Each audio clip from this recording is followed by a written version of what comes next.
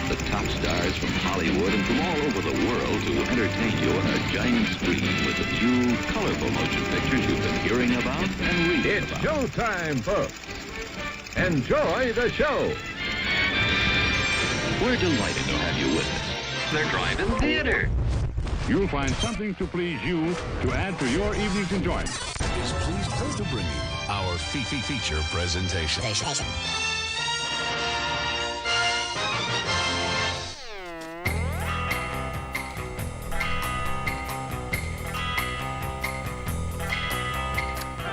What's up, everybody? Good evening. It is another Monday. It's live. It's Monday night. It's 8 o'clock Central Standard Time, and you are tuned into the Drive-In Speaker Box. I'm your host, Bo, the boom operator. I'm Slick Doggy the Grip. That's Jake. And Why don't you accept it? Because you'll at least say your name. If we're ever going to become famous, we got to have our names out there. This, so we can be like celebrities, and people can watch our, like, when you start pooping in beds, and I can be like, no, Your Honor. I'm not going to be an Amber Turd. Yeah, and yeah, I get to be Johnny, and you could be Amber. No way. Yeah. No, I'm not going to be an Amber Turd. You got the longer hair. Not one way. No. And I wear bracelets and stuff. Actually, this weekend I was, first Thursday, a fan of the show hollered at me and said, "Yo, Slick Doggy." Shout out to Jacob. Who was this? It's one of our fans, man. Our fan base. Okay.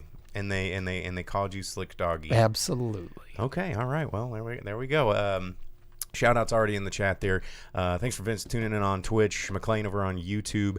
You too can join in the fun every week. If you are listening to the podcast wherever you subscribe to podcasts, you can always remember to set a subscription notice or an alert or whatever and tune in live on Facebook, Twitch, or YouTube every Monday night Central Standard Time and join in on the fun. But tonight we're going to be talking about movies as we always do. We're going to give you the news, what's coming out this weekend, what we saw this past weekend, what made money at the box office, all that stuff is what we do each week. So we got to catch two films this week. Probably start by talking about Watcher, which is a new kind of Euro horror thriller. That's it's in somewhat limited expanded release. It's still in under 1,000 theaters nationwide, and we both got a chance to see Crimes of the Future, the new David Cronenberg film, which is also in only about 700 or 800 theaters nationwide. And it wasn't even an announced release because we told you what movies were coming out this past weekend. Snuck in. And it snuck in because I checked our local listings and I was like, oh, snap. And I told my boy, and we were able to go watch it. Yep, so check that out. We're going to be talking about that in the second half of the show, so stay tuned for that. But in the first half of the show, as we always do, we like to talk to you about news. A lot of the news lately has been revolving around television. A lot of television news. I mean, the Boys' new season just dropped. The Orville's new season just dropped. Yes. We've got Obi-Wan is out and just dropped. I mean, there is just TV upon TV upon TV that everybody's talking about. We've got the Netflix Wednesday trailer that's going to be dropping pretty soon. You've got a lot of these other series that are getting more teasers, like Lock and Key season 3 coming out in August, and you've got Stranger Things season 4 is out and people are checking it out. So a lot of people talking about TV. The Sandman coming out in August. Just lots of stuff. But yeah, the one piece of news that I thought was pretty interesting revolves around Top Gun Maverick. And oh yeah, I saw this. So yeah, there is a lawsuit against a copyright claim for Top Gun. It, of course, was based on a 1983, or the original film was based off of a 1983 Californian article, and they've got copyright claims to it, and these same people are suing Paramount for violating said copyright because they consciously failed to renew some sort of copyright in 2020, but it's the children of the original author, because he's passed, Ehud Yoneh. his children have decided that they are going to sue Paramount. Because free money. Because why would we ever need jobs? We're kids of someone who did something great, so we're gonna sue and make money. Right. So they're asking for the cease of distribution of the film of Top Gun Maverick, as well as all subsequent films to occur if they were to do so, because they sent a letter in January of 2018 to Paramount saying, hey, was it 2018? Yeah, 2018. Yeah. Saying, hey, we're going to take back the copyright in 2020 if you guys don't renew it. And then they did Top Gun, but it got postponed. Mm-hmm. And right now it's unclear whether filming finished before that renewal was up or not. And so they're banking on that it wasn't done. But who knows? It probably was done sufficiently because completed as right. legalese. And they're just trying to bank on the fact that they used the words Top Gun, basically, which I think Paramount has a good case in the fact that Top Gun is just so culturally ingrained for the last 26 years, easy. 36 years. Yeah. So it's something that, yeah, I mean, good luck with it. But I mean, the Young they retained the services of a pretty famous IP attorney, Mark Toberoff. That's who I was going to talk about. He, has represented the Superman estate. He's worked on behalf of Jack Kirby's heirs for stuff against Marvel. He's working on a lot of Marvel things right now to get stuff back from Disney for its Marvel creators. But one thing about Marvel Comics, and the reason that things like Image Comics, Dark Horse Comics, things like that, Wildstorm, things like that exist, is because those are like the artists retain their creations. Marvel and DC, the artists and the creators do not retain anything. The authors, the artists, the inkers, the letterers, no one retains anything in the big comic world of Marvel and DC. That's for the independent world. But he's representing all these people to get Marvel stuff back. He's also representing the dude that was the script writer for the original Friday the 13th over who owns the character of Jason Voorhees. I mean, he's just like, is that an IP? Let's get you some dollars. Let's go. I feel like there's always like every mid-sized city has the billboards or the Better Call Saul like booth that's just like, neck injuries, seatbelt problems, call the cowboy, like so-and-so Jacobson, attorney at law. And I feel like Mark Toberoff is that guy, but for IP claims. He's just like, Disney got you down? Did you pin a superhero when you were in junior high and now you seen it on the movies? Well, call me. Beetlejuice when he's in the model. Yeah. And he's just the rootin' tootin'. Yeah. Oh, man. Eating flies and getting the women's at the Dante's Inferno Club.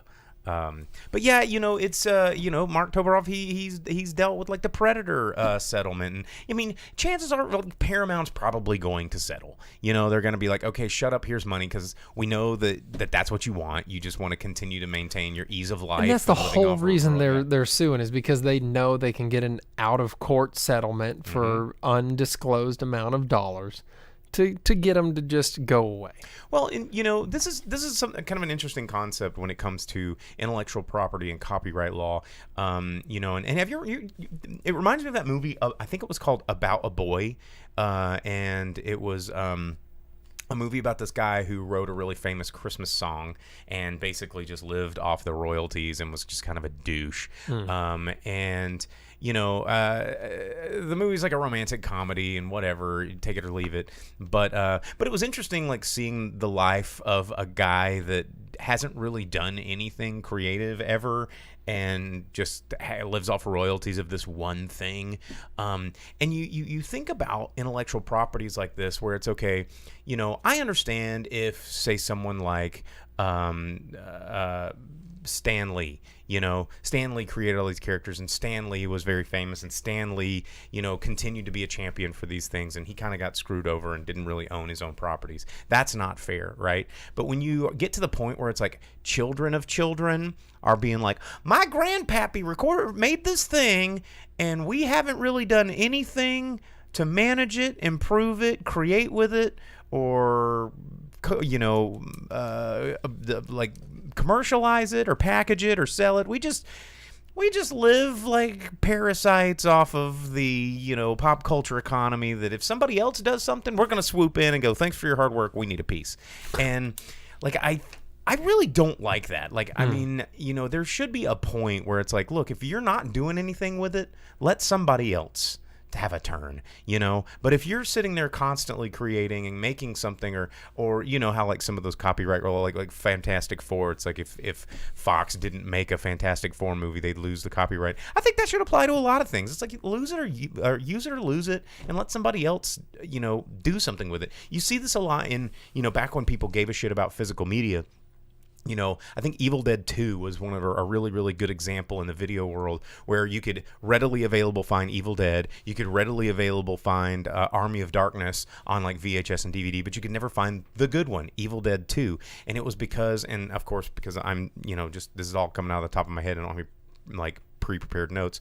There was this weird little distribution company that bought the rights to Evil Dead 2 back when no one really gave a shit about it, before it became like a cult phenomenon, and have just squatted on it.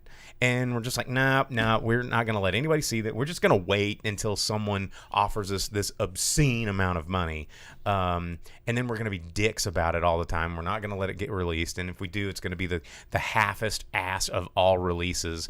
And I just think that sucks. And that's kind of an unfortunate side effect of, the art world and movies and media. But, we're totally okay with Spotify completely screwing over musicians. But, and then somebody like this gets to go like, well, my daddy's daddy wrote an article about an airplane and a cool guy, and so I need millions of dollars. And it's like, shut up. Yeah. Yeah. So anyway, end rant. I hope they lose.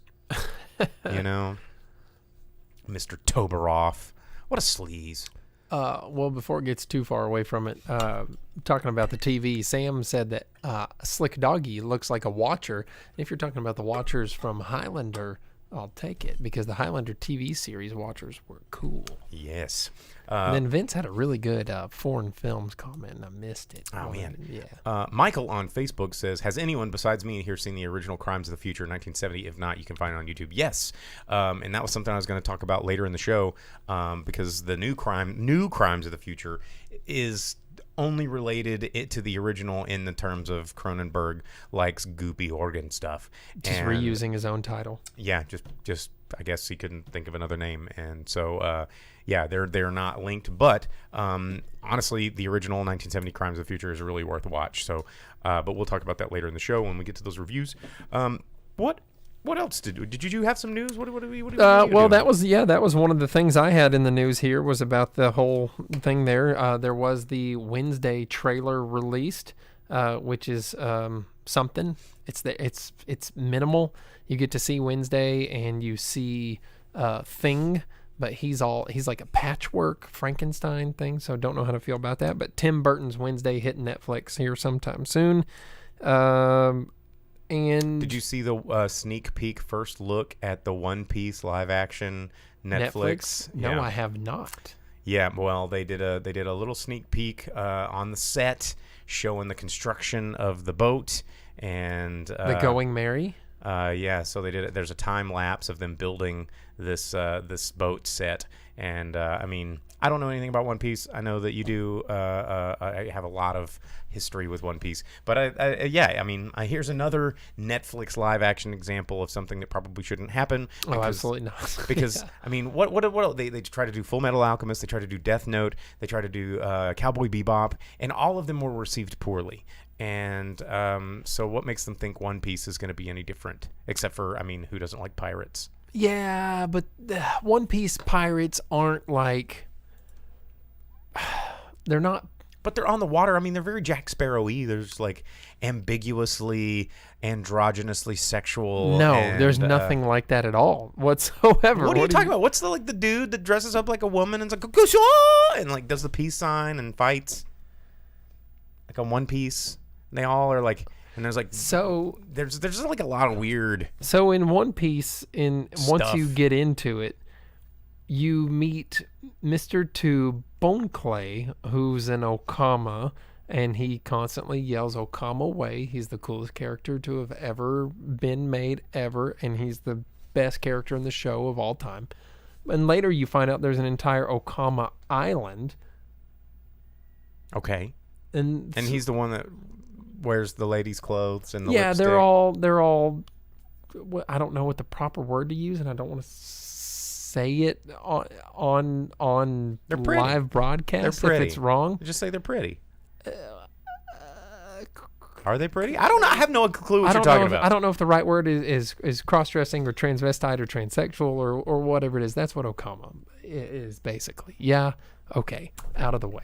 There's a whole island of that, and it's ruled by Ivankov, and Ivankov is super rad as well. So if that's who you're talking about, Ivankov uses Okama Kinpo.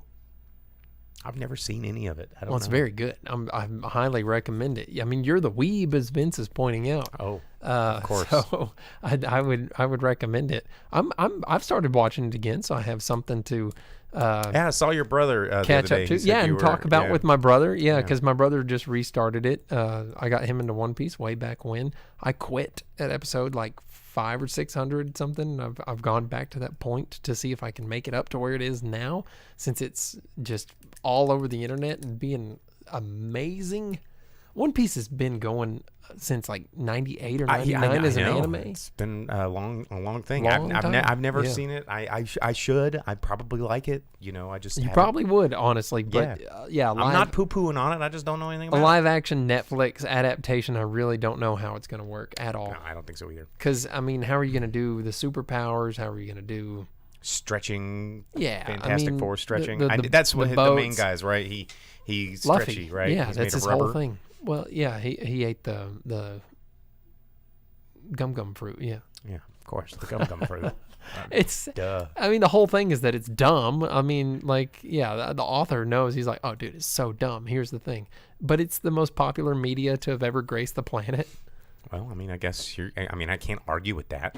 But anyway, there's a teaser out there. It's going to be a live action. Other series that have been renewed. What We Do in the Shadows has been renewed for seasons 5 and 6, and 4's dropping soon. Snap! Cannot wait. I need more of that in my life. I have been waiting since October is when it ended. Yep. It seems like it was so long ago. It has been so long ago. Such a great series there. What We Do in the Shadows. What else did I want to?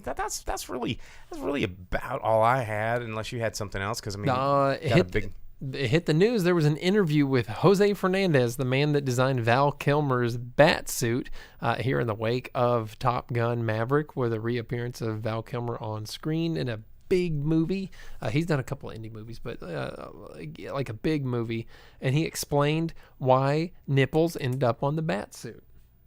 He said, tell us. It wasn't like a creepy, weird thing or like a fetish thing or like a... Despite Joel Schumacher being Joel Schumacher. Just trying to make things weird.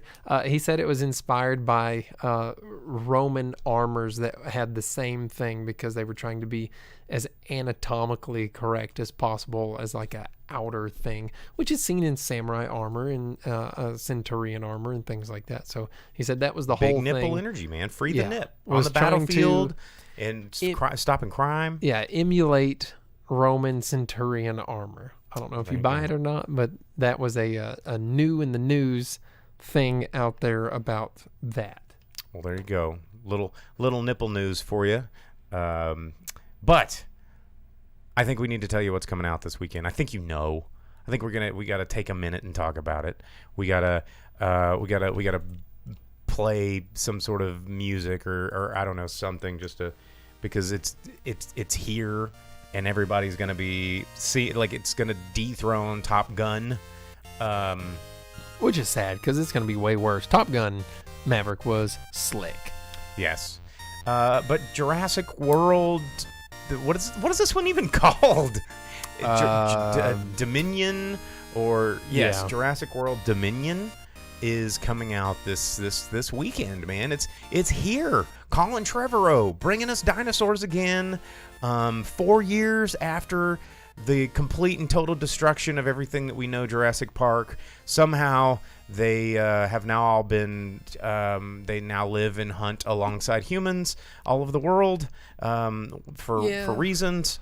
And there's a couple of YouTubers I watch that have partnered with them, and they have like a Department of Prehistoric Animals thing. Like the Jurassic Park dinosaurs have been able to integrate into society, procreate and proliferate to the point that there's so many of them that they're all over the world. But it's like when they in 4 years. Yeah, when they last left the island, they left so many of them to die from the volcano. Like that sad long neck that was just like, yeah, and it got like lava. The Brachiosaurus that just like raised up and was like, "Ooh, don't leave me," and they were like, "Bye." And later, just, nerd. Yeah, it got torched. Yeah, and they only had like what 20, 25 friggin' dinosaurs of different species, and now they're like, I mean, Duggars can't even replicate that fast. Yeah. Like, how do you expect dinosaurs to populate the Earth? Yeah, and so they're like, "Oh, all these dinosaurs, life finds a way." It's like that's not how this works. Not how life you have to works. have at least two. Life doesn't have a cheat code. It can Right. find a way, but it doesn't. Yeah, it doesn't have the Konami code. Yeah, and what's old dude's name? The guy that plays the doctor that they turned evil in it.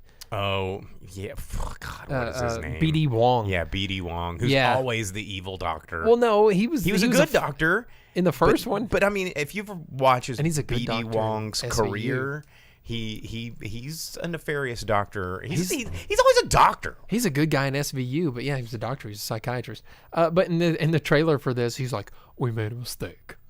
It's like, bruh, like how do you have it where 25 dinosaurs of different species just all of a sudden replicate? Do they like split? Yeah, they just like they like amoebas. They just go. Yeah, they do like a mitosis thing, like. Now I'm 2 raptors. Yeah. But or like a piece of them falls off and grows into a new one. a whole new raptor. It makes no sense. And I was thinking about this while watching the trailer the other day. They were like, "Oh, we can't find all these dinosaurs." In the very first stupid ass friggin' Jurassic World, they were like, every single dinosaur is outfitted with trackers and we can find them and shut them down. And they're like, "Oh no, it clawed the tracker out of itself." Every other dinosaur still has their dumb tracker for you to follow.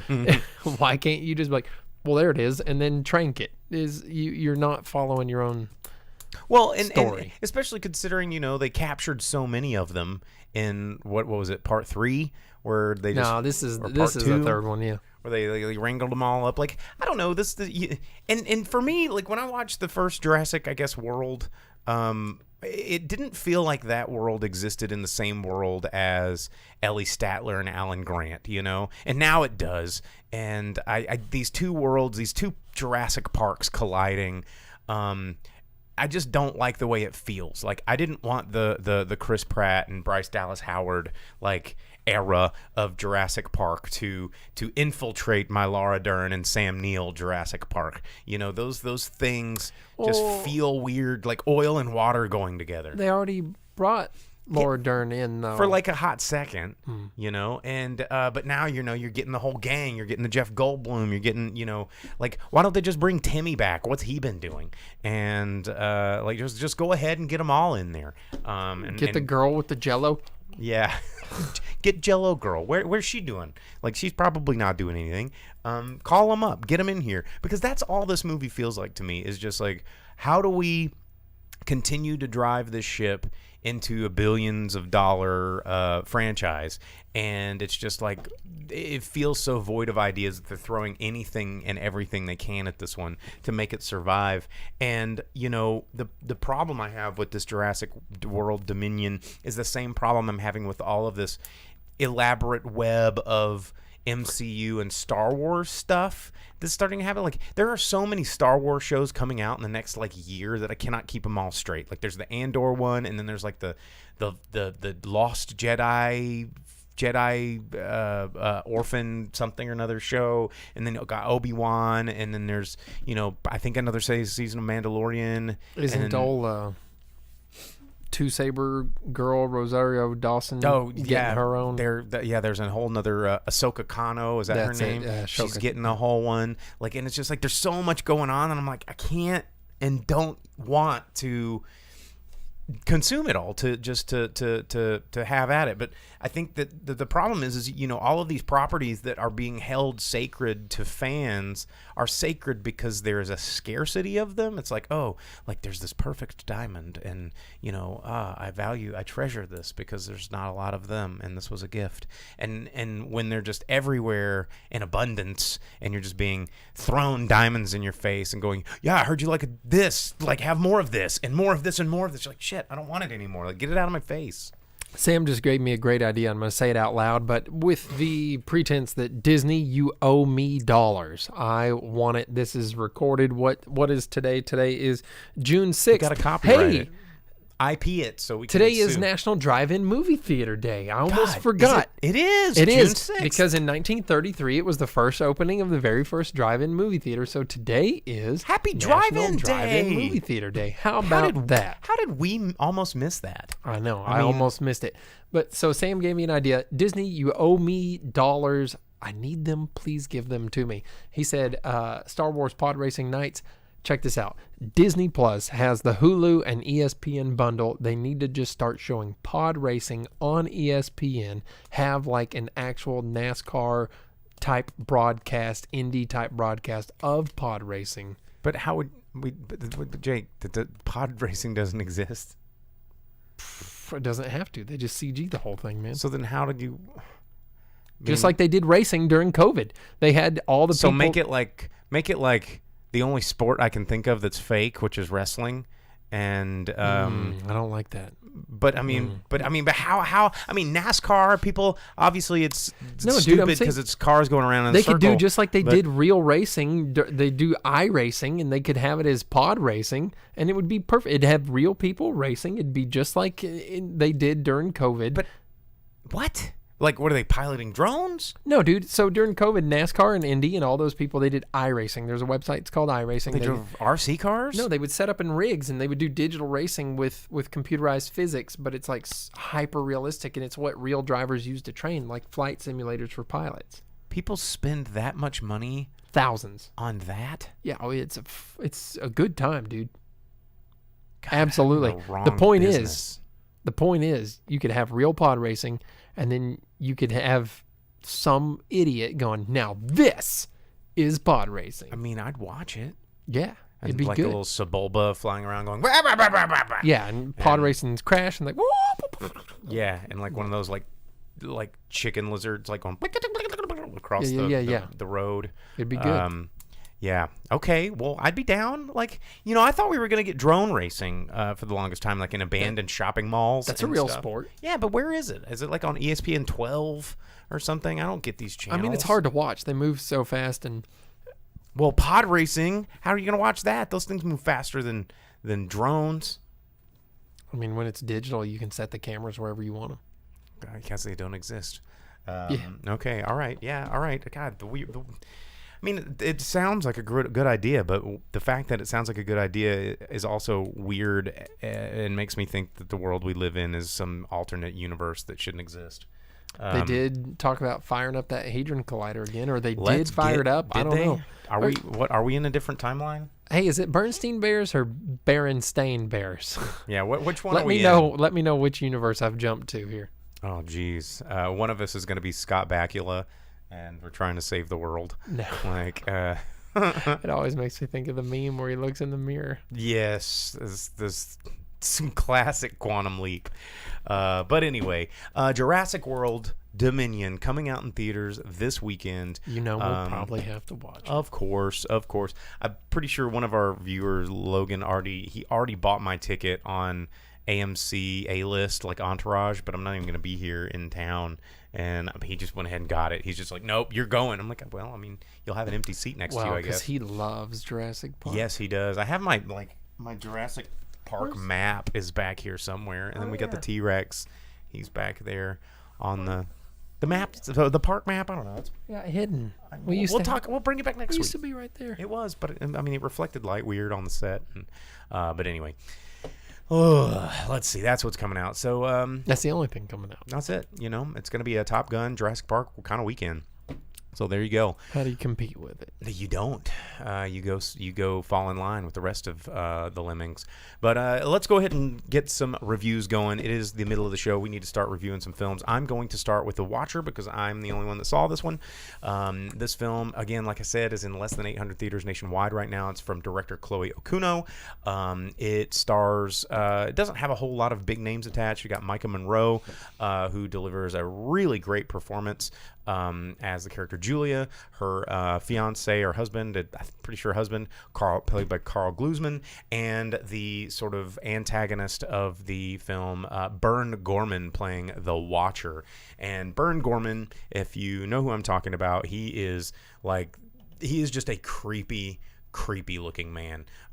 He's got this enormous jawline and these big cheekbones. He always plays some sort of just scruffy butthole that you can't trust. He's always like, he has a cane and he's just mean or sideways. Butthole. Well, except even in the Pacific Rim, he was a good guy, but you still hated him because he looked creepy.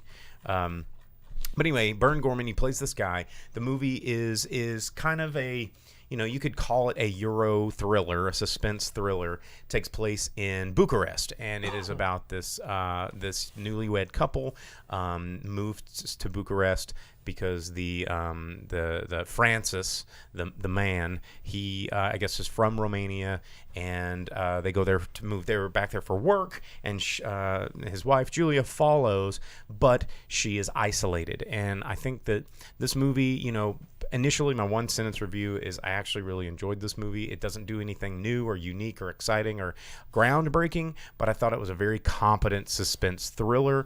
And the interesting thing about this movie that you see in not a lot of films, but in this one, they use the isolation, like in horror and in suspense. There's something that you gotta have to get people scared, and that's being alone. Like, oh, I'm trapped in the woods, or oh, everybody's gone, or it's just me. But here, she's surrounded by people all the time, but what isolates her is this language barrier. And I thought that was a really interesting plot device to establish this sort of like scary isolation. It's because you're in this place and you're surrounded by people, but you can't communicate with them.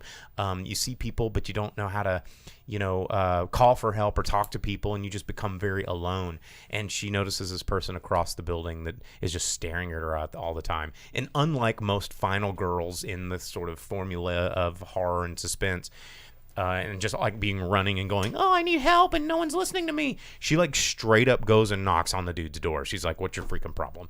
And there's a couple of really interesting face-to-face scenes with the two characters that you don't normally get out of this kind of movie, where there's the first meeting of this person that is a bad guy isn't getting a bag over the head and a knife in the gut. It's like you're having a conversation. I thought that was really cool to build this sort of suspense and leave you guessing. But the movie is slow. It's droning. It's haunting. It's isolating. It's cold and it's lonely. But it does deal with a lot of really interesting themes. And the ending, while not some sort of a twist, is kind of a fun sort of jab at the end. Like it ends very nicely. The point is made. You get a sense of resolution, but also a little MacGuffin as well. And I think it was fun. You don't see a lot of good, competent thrillers that hit theaters. And this one, of course, it did well at Sundance. It's not going to make a lot of money. It's probably not even going to get a wide release now that Jurassic World's coming out. But I think that if you get a chance to watch this, you should. And I think that Micah Monroe and Bern Gorman have a really interesting chemistry on screen, and just some really good performances by some up-and-comers. And there you go.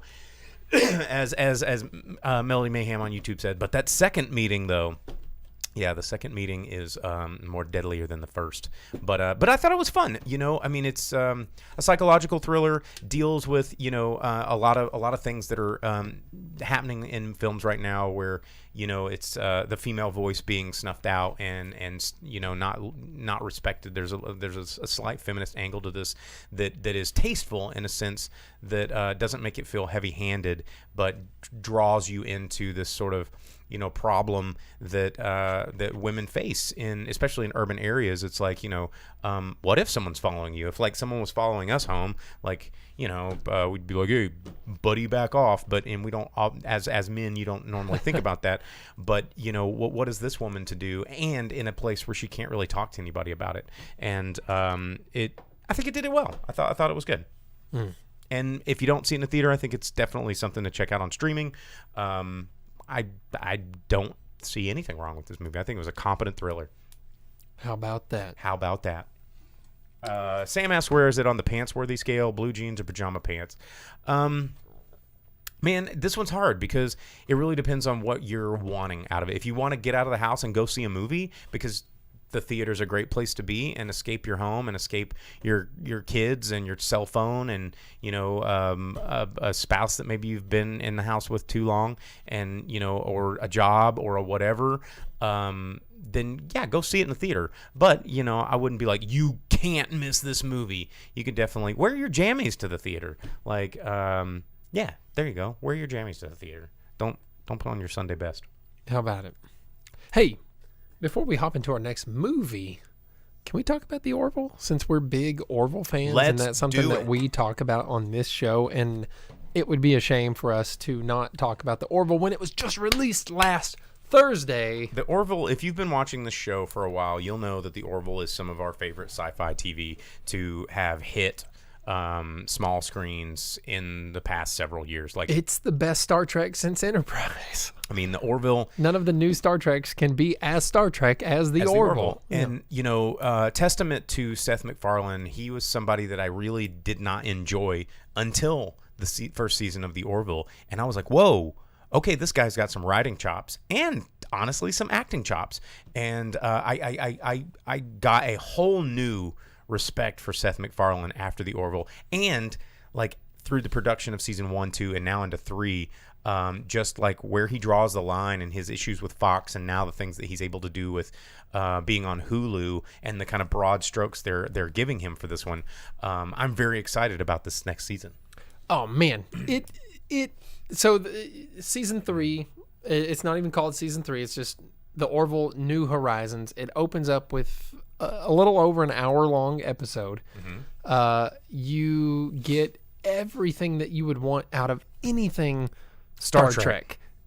It's so good. Yeah. You have you have action, you have conflict, you have a tale of characters and morals and misunderstandings and ethics and lessons learned, and everything about it is so perfect. And it does what the Orville does, which is present Star Trek the way that Next Generation and Deep Space Nine and Enterprise and Voyager made Star Trek, but in the Orville package.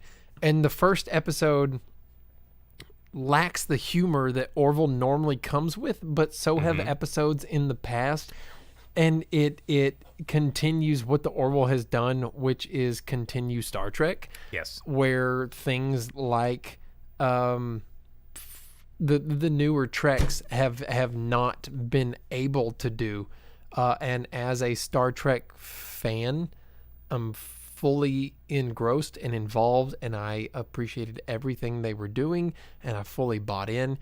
And the graphics are good, the action is good, the storytelling is very good, the characters are all there, everything they do, and it tells a story of a mechanical being that can't feel feelings, but is forced into a very emotional situation, killing himself. Yeah. And it's how people deal with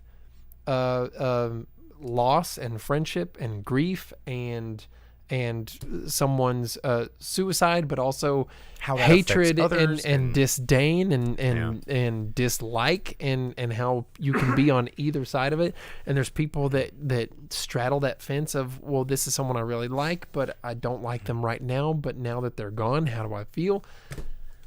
There was a lot packed into an hour. It was. To comment on one of the comments in the comments, Vince on Twitch says he thought the first episode was good, but Seth MacFarlane's acting was super wooden. It honestly hinders the show, and this is something that I agree, but I'm willing to see it the course because He's the captain, and that's like the whole thing about him being a captain. And if you've watched the season 1 and season 2 about it, and you see the things that he's had to live through and the way that he's had to become the captain and not just the goofy character he started out at. Well, I think that there's a shortcoming with Seth MacFarlane's ability for dramatic acting. I think that as an actor that dabbles into comedy, like as the series gets more serious, I think we might see whether his strengths or weaknesses will appear because, he's definitely more of a comic actor. But I think that, I think he's gracefully handling this transition into more serious. But the character he plays is a dude who wants to be goofy. Mm-hmm. Like that's his natural thing, but he's forced into being the commander of this ship. He's the captain of the ship. And you have a supporting cast, Adrienne Palicki and Penny Johnson-Gerald. I mean, Penny Johnson-Gerald is a very accomplished dramatic actor. And she was in Deep Space Nine? She was in Deep Space Nine. And I actually worked with her on a movie. I chatted with Penny a lot, and she's very, very serious about her acting and her methods, and she's great to work with and incredibly professional.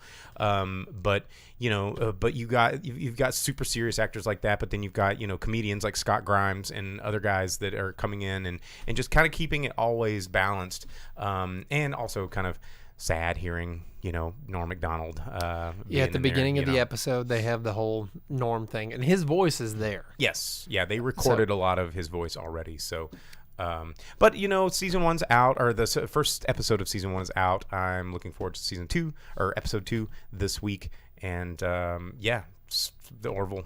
I'm ready. I was very excited about it. We've been waiting for Orville for a long time. We started talking about Orville back when we were on FM radio because I turned you onto it, and it's so good. And it's season 3 has been too long awaited, and I was very excited to see that it was released last week. Vince asked, "Are they all 1 hour?" I'm not sure, but I'm going to assume they are. We'll see Thursday. Yeah. Hopefully they are. It makes it definitely the Hulu budget. You get something cinematic out of it. It was very good. It was exactly what you would expect from like a next generation movie, rolled into an episode, but they ended it in an episodic way. Yes. So you get what you would expect out of a next gen episode, but it was as good as like a next gen cinema experience. Yep. It was good. I liked it. I had a good time. Can't wait for this week's episode. Well, on that note, we need to move on to Crimes of the Future, the new film from David Cronenberg. Of course, Viggo Mortensen, Kristen Stewart, Lea Seydoux. This film, not in every theater nationwide, and it is out here in Northwest Arkansas where we record the show.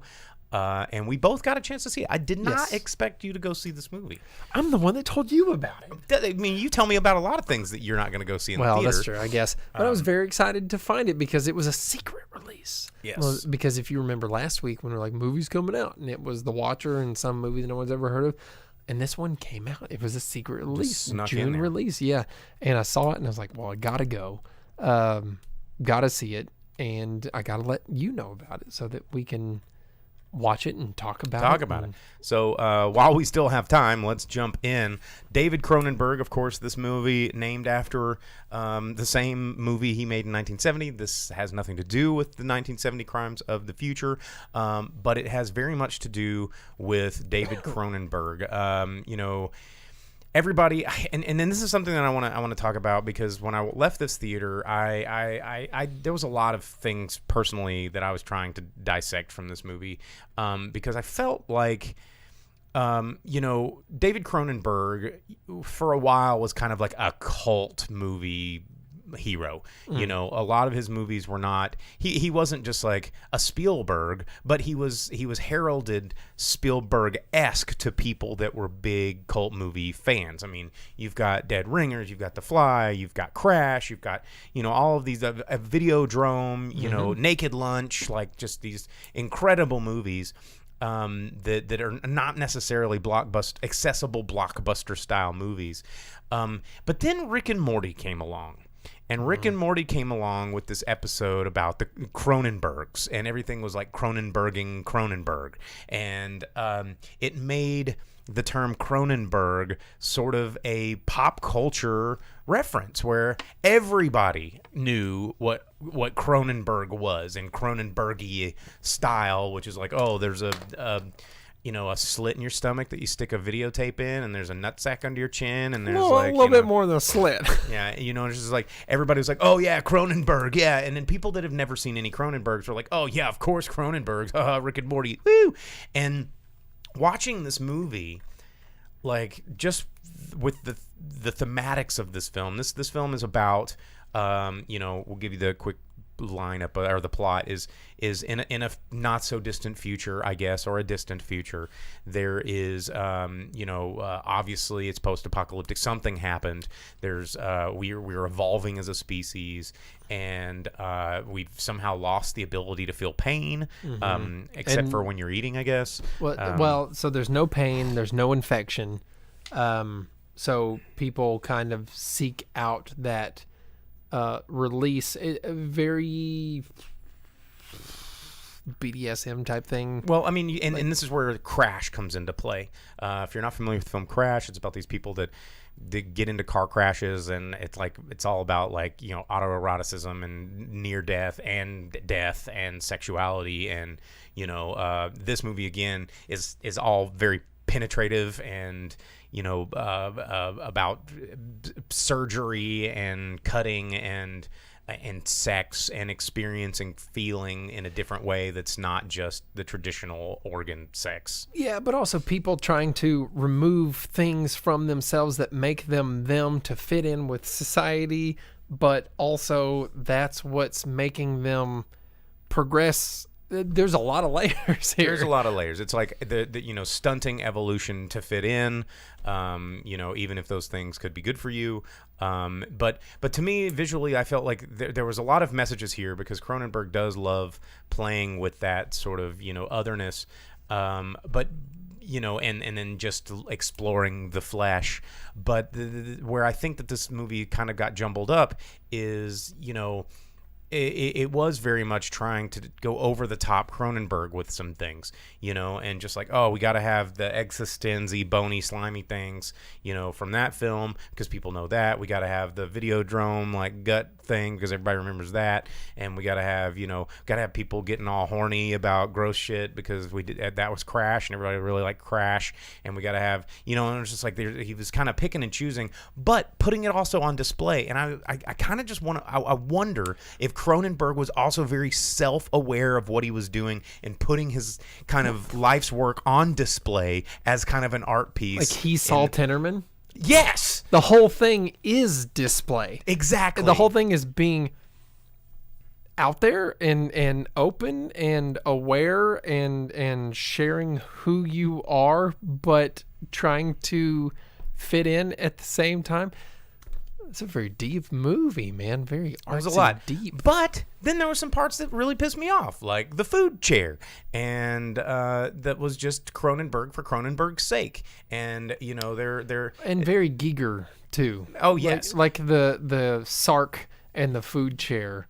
Right. But you know, breaking the rules of the universe that you created. I mean, you know, it's like, how is it that, you know, the main character played by Viggo Mortensen could like hold, you know, a fleshy, you know, a scarab beetle and perform like a surgery like this, but then when it comes to like trying to put a spoonful of porridge in his mouth, he's like, ah! And he like can't do it, and he needs this chair to do it, and it's just like rules that.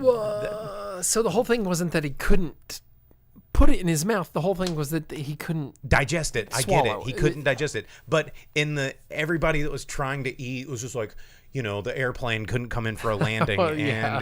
and that kind of stuff was played up to a point that I thought was unnecessary. I think if you had just used the metaphor of like they have to sit in this device to Like if they could scoop it and eat it, and then the whole thing goes. Yeah, I mean there was just some things that just didn't seem consistent. And who were those two repair ladies? Okay, so I talk. Okay, spoiler alert, because I don't know how to talk about this without doing it.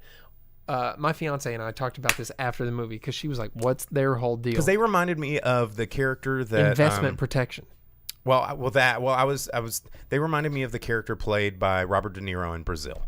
The kind of repairman that comes in that, yes, works for the company and does actual repairs, but when they need something to be, investment protected, they come in and do the job. And I feel like maybe their whole point was to keep things tidy so word doesn't get out so they can keep selling these chairs. Yeah, I mean, that's kind of how it exactly seemed. Like they were big nerds about that company. They were fully invested.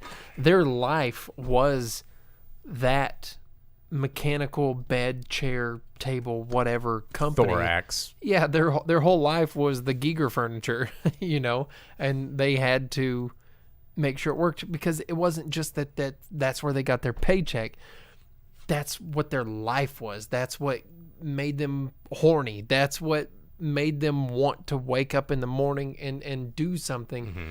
And so they had to protect their life. Yeah, their life investment. Yeah, but you just get a moment of that, and that was again going back to where they were characters. Okay, honestly, spoiler. I wish they were explored a little bit more. They were the one thing where the movie ended, and I'm like, but what about them? I want to know more. I want to see. And I think that again, one of the complaints I had of this movie, which let me go ahead and say I enjoyed this movie. There wasn't more, but and all the parts towards the end that start to make some sense into what's happening here, just it's like they got brushed so quickly at the end. Yeah, it's like, hey, now that you have a little bit of explanation and sense, we're done. It's done. There you go. Figure it out, and you're like, please, sir, can I have some more? And like, I don't know. I wish they could have maybe explained a reason for Viggo Mortensen's like urban Ronin suit all the time. Why he would put the mask on?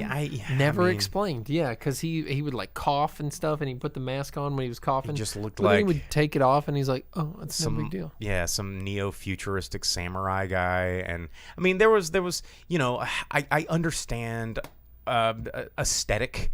And I mean, some of my favorite directors are all about crazy costumes and crazy set pieces and crazy this and crazy that. But a lot of it fits and has form as well as function.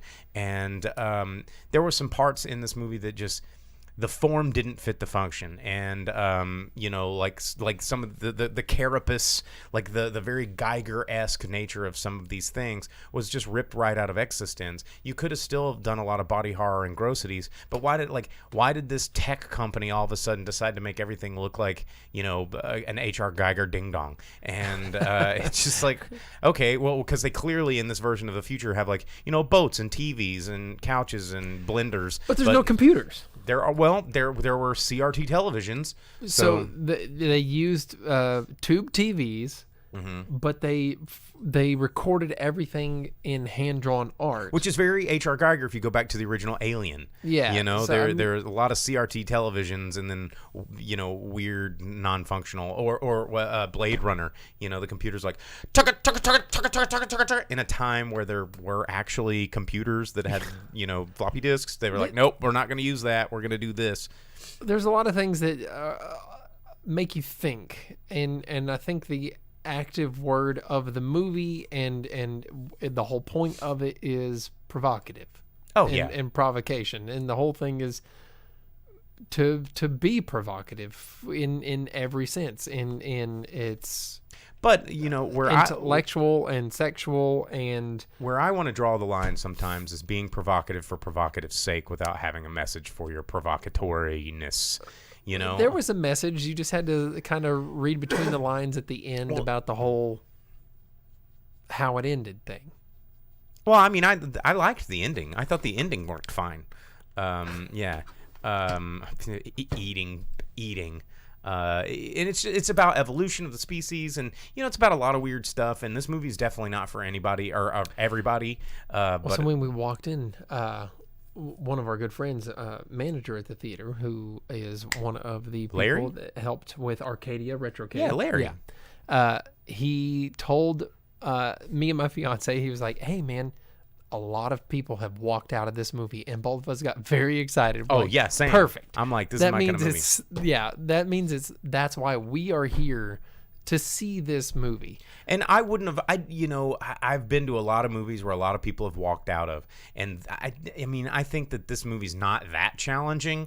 There are some gross out moments, but no more than I've seen in some modern horror movies. I really didn't understand, why someone would walk out of it. And, well, okay, there's one or two parts, but they were both towards, you were already past the halfway mark. And if you're ready to walk out at that point, it's like, what were you doing here the whole time? Right. I mean, there was only one scene, and it was involving a child. And Really, you don't think the zipper and the... Oh, no. and I've seen... And I thought that was just funny to me because it was very Videodrome. And Well, if you've seen Videodrome, of course, it's like, whatever. Yeah. Yeah. But I felt like it was just an homage scene to Videodrome, and that's where there was a lot of homage scenes in this movie where I started to think like, is Cronenberg doing a reflective performance art piece of his own career in this film? I don't know, but it felt like it. Yeah. Sam said the only things he's walked out on is Dickie Roberts, former child star, and Thin Red Line. I give you Thin Red Line because at the time it wasn't something that you could respect because other better Saving Private Ryan movies came out at the same time. But Dickie Roberts is so good. It's because Nick Swartzen is my favorite comedian. I've never watched that whole movie. That's never made it through. That's fair. But Crimes of the Future, it's good. It's not a movie I would expect to see in theaters. It's a thinking movie. And I don't think it's going to be in theaters very long. If you want to catch it, unfortunately, yeah. It's actually pretty good to see in the theaters. And you know what the fun part is?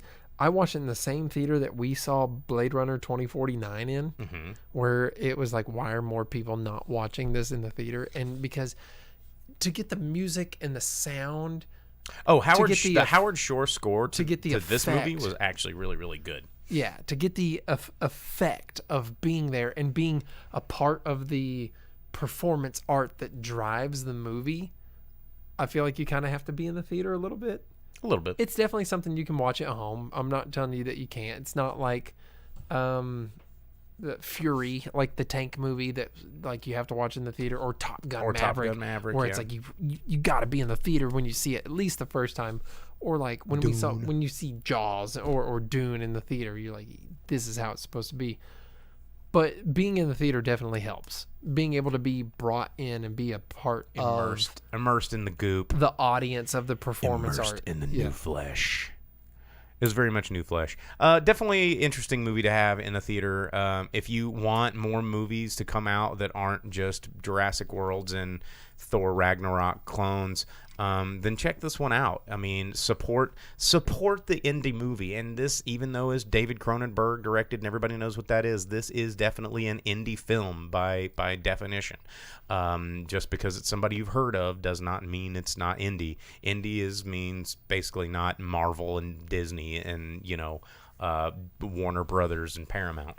So, I would recommend it. I would not recommend it to everyone. I'm gonna go ahead and say you got to be ready for this movie. Yeah, but it was good. You're gonna have naked people. You're gonna see all the parts of all the people. You're gonna see inside of the people. You're gonna see things that you're probably not comfortable with, and I don't know. I liked it. It was fun. It was a good movie. It was a good theater movie. And it makes you think, and that's some of the fun part of going to the cinema is you're like, wow, okay, let's unpack it. this. Yeah, let's talk about it on the ride home. Yeah, the ride home was actually one of the fun parts about it because you get to explore. Standing out in the parking lot with your friends. Yeah, you get to explore the movie a little bit, and that's, I think, what some of the best cinema is designed to do, and this does it, and there wasn't one part of it I didn't like. So, Well, all right. Well, with that said, let's jump into the box office because we're almost out of time for the show. We're going to give you the box office roundup for this last weekend, June 3rd through 5th, 2022. What we do here is we give you the top 10 movies in America of last week. We only do domestic totals because that is the only totals that Hollywood really cares about. Everything else is gravy. So we're going to start. Let's go ahead and start with number 11 since number 11 was the movie I just talked about. Well, I want to hit you with the top dozen because this is the one that you talked about last week. I think so. Yeah. So Men coming out, number 12 this week. Only made $400,000 in theaters, bringing it to a total of $7 million. We did a review on that. Bo did it. Go back and watch it. Number 11, opening at number 11, Watcher. Ooh. Just reviewed on this show, opened with $826,000. So there it sits. Oh, well, let's not forget Morbius, which got a re-release. Because the internet has been going full-on Morbin time. Really? It got re-released in 950 additional theaters this past weekend because of the internet, but it only came in with another 310,000. So it flopped again, and it's kind of funny. Well, hey, Vince says Dominic Toretto really makes you think, you know what, sometimes Vin Diesel can. Fast and Furious, not so bad all the time. Number 10, bummer. Opening at number 10. There's only in 770 theaters. Crimes of the Future. Only in 773. I'm very happy that it was here in that little number of release. Not even an announced release. Because when I saw it, it said June release. If you look it up on Wikipedia, that's what it says.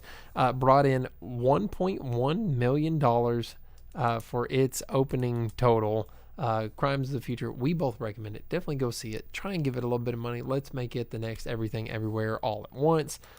If we can, that would I don't know if it has that much appeal, wide appeal. Probably not, but you know what? It's fun. Hanging in the top 10, Lost City coming in at number 9, dropping down from last week at its number 8 spot. Still bringing in $1.36 million for a total of $103,999. $104 million brought in by Lost City. I haven't kind of want to see it. I think it's being shown at our drive-in. Maybe? Yeah, I think it's Top Gun and Lost City this weekend. No, this weekend is Jurassic Park and. Oh, that's right. I'm thinking last weekend. Yeah. I can't remember the other one. It might still be Lost City. Who knows? Go see a drive-in. National Drive-In Day. Make it happen. Don't let them kill all of them like our local one has been sentenced to death. Unfortunately, that is in concrete, and that sucks. Number 8, dropping down one spot. Sonic the Hedgehog 2 still hanging in there, bringing in $1.7 million for a total of $188.25 million domestic. Sonic killing it. I actually can't wait till number 3. The first two have been beyond expectations.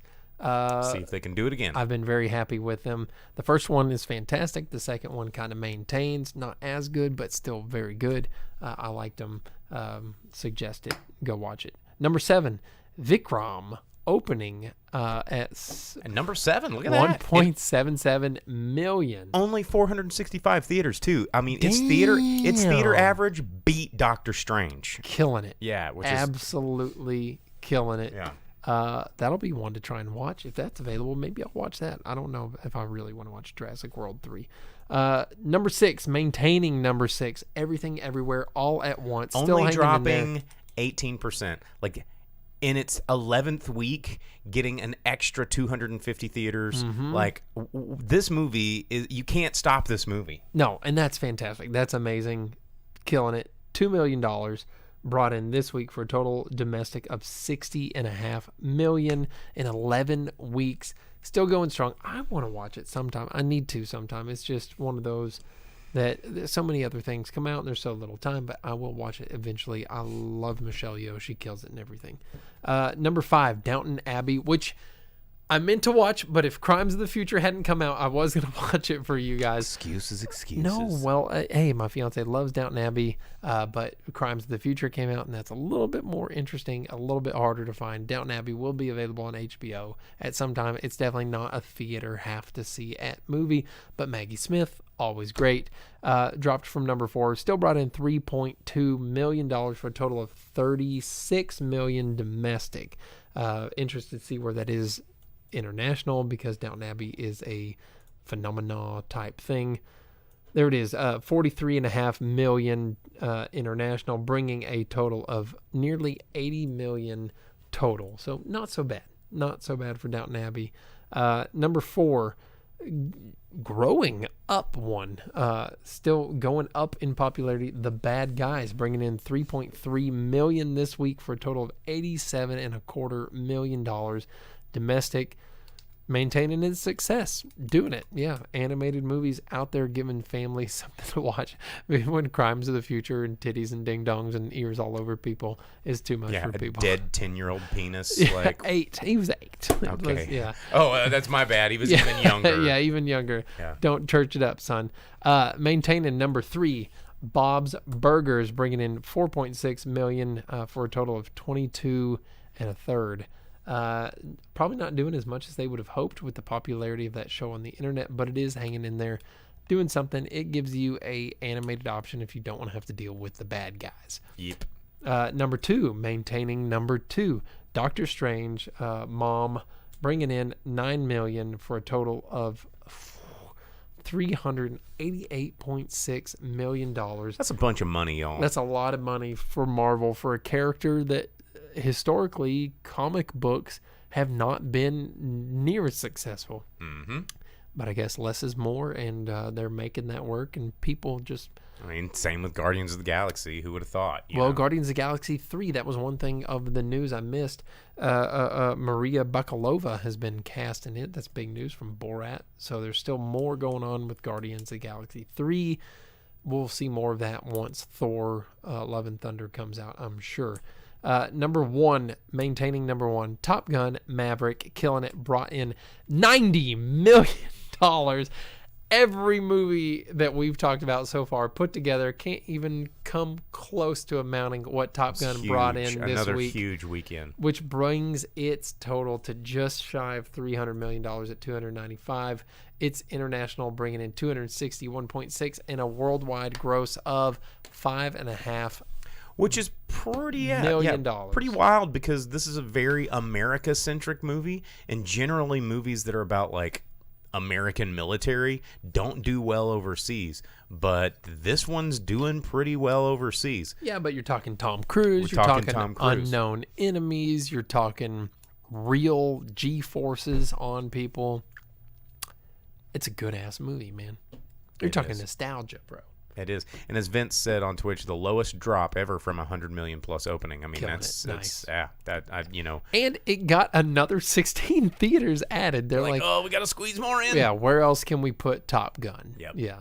So there you go. Well, that is your box office for this past week, June 3rd through 5th. And that's our show, guys. We're going to get out of here. We'll be back next week. We're probably going to be talking to you about dinosaurs. Dinosaur DNA! Also, this week, we've got the new Jurassic Park pinball from Stern over at Pinpoint. Brand new Jurassic Park Premium.